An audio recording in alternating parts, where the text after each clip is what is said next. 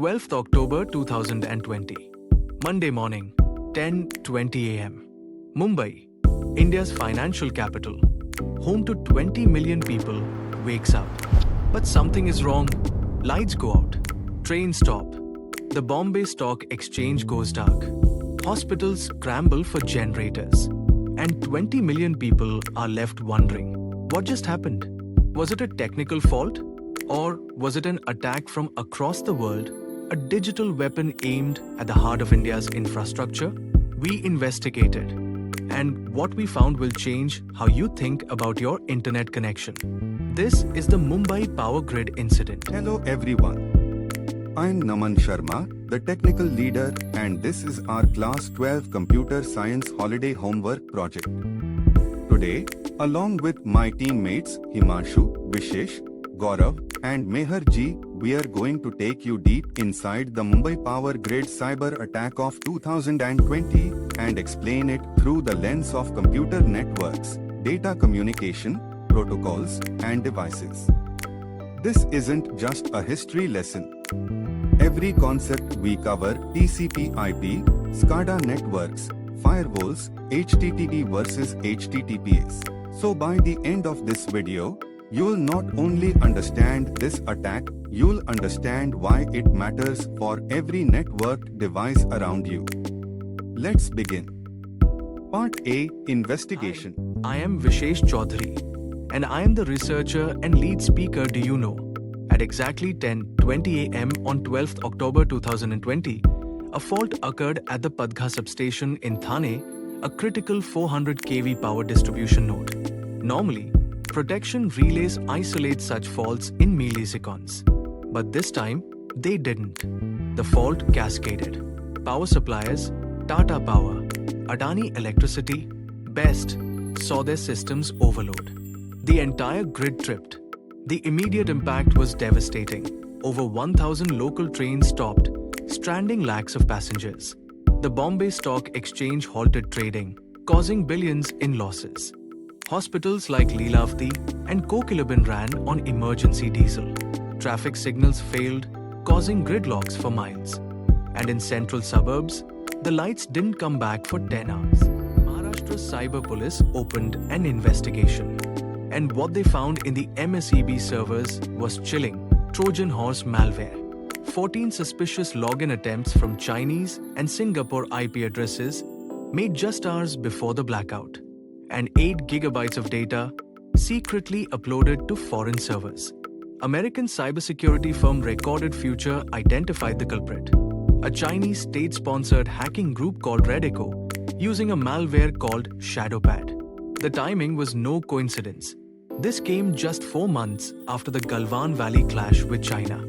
Maharashtra's energy minister later confirmed this was sabotage. Meher ji, I am the lead researcher. To understand how this attack was even possible, we need to go back in time to 1969.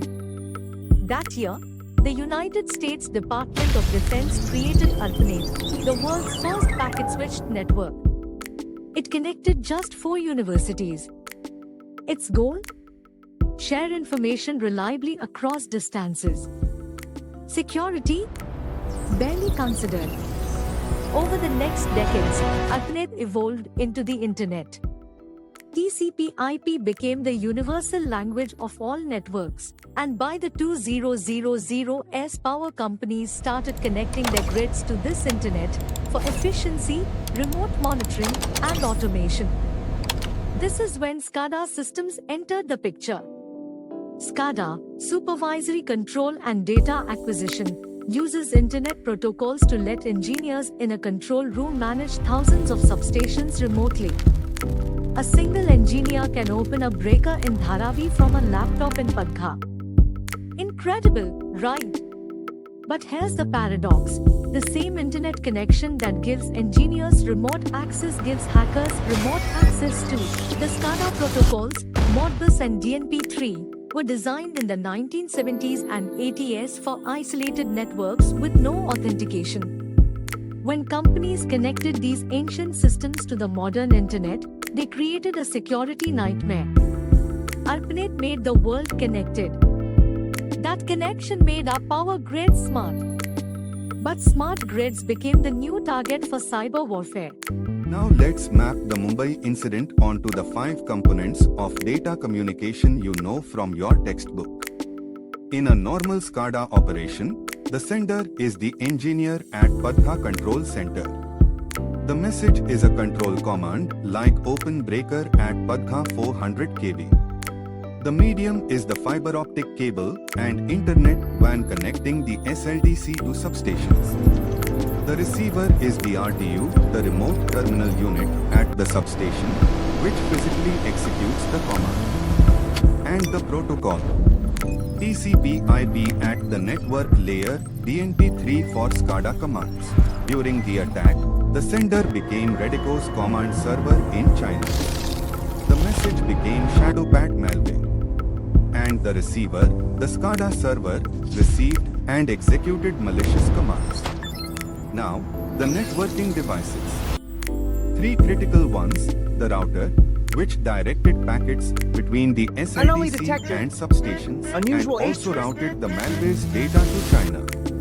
The gateway, which bridged the SCADA network with the internet, this was the critical entry point the attackers breached. And the firewall, which was supposed to block all of this. And it failed.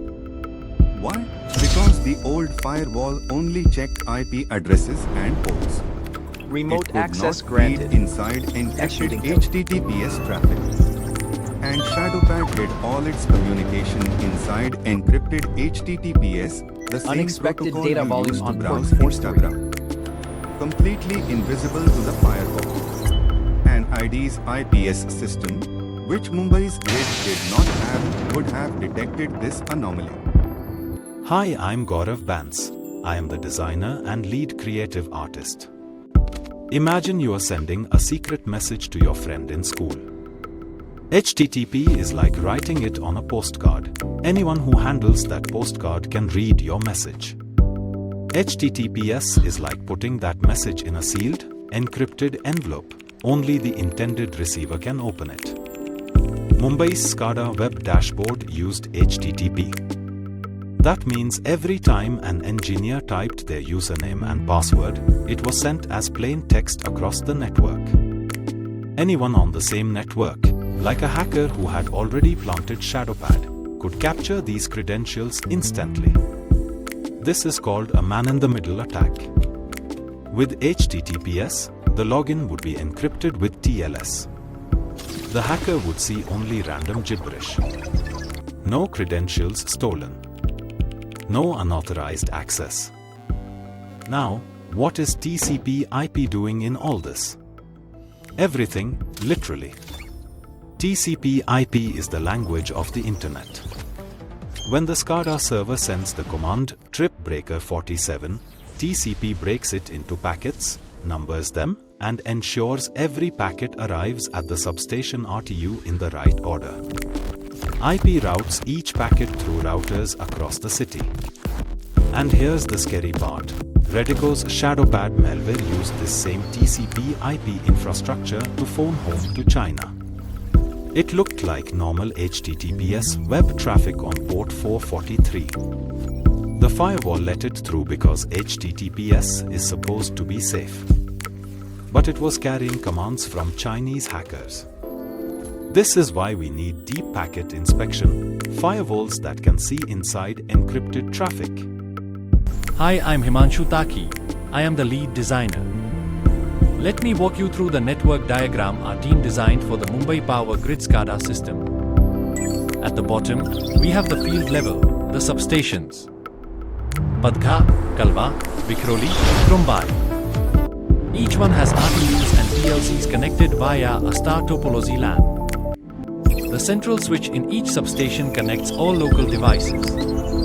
A gateway translates between local Modbus signals and Internet TCP/IP. These substations connect via fiber optic cables up to the central node, the SLDC Padgha Control Center, marked here in blue. The SLDC is the heart of the system. Inside, SCADA servers, engineering workstations, a central switch, and a router. Everything flows through one critical point, the firewall, with SLDC and the internet. This is the device that failed. Above the SLDC in our tree topology, the WAN level, we have the WRLDC and POSOCO connected via MPLS leased fiber lines. And at the top, the internet cloud. See that red dash arrow? That's the attack path. RedEcho's C2 server in China, communicating through the internet, through the failed firewall, directly into the SCADA server. That's how Mumbai went dark. So what should have been done differently? Our prevention plan has 3 pillars. Pillar 1. Switching to safer network architecture. Circuit switching, like dedicated leased lines, creates an air-gapped, dedicated path for SCADA traffic that cannot be accessed from the internet at all. Or, at minimum, using MPLS circuits that behave like circuit-switched paths for all SCADA traffic, no shared internet. If Mumbai's SLDC had its own dedicated fiber circuit with no internet connection, ShadowPad would have had no way to reach its C2 server. Pillar 2. Better devices. First, deploy an ID's IPS, an intrusion detection and prevention system between the firewall and SCADA servers. It would have caught those Unusual data suspicious expectation. login attempts in real time and blocked those IP addresses automatically. It would have detected the 8 GB data exfiltration within minutes. Second, replace the old firewall with a next-generation firewall with deep packet inspection. An NGFW can decrypt HTTPS traffic, inspect it, and detect ShadowPad's C2beacon pattern even inside encrypted data.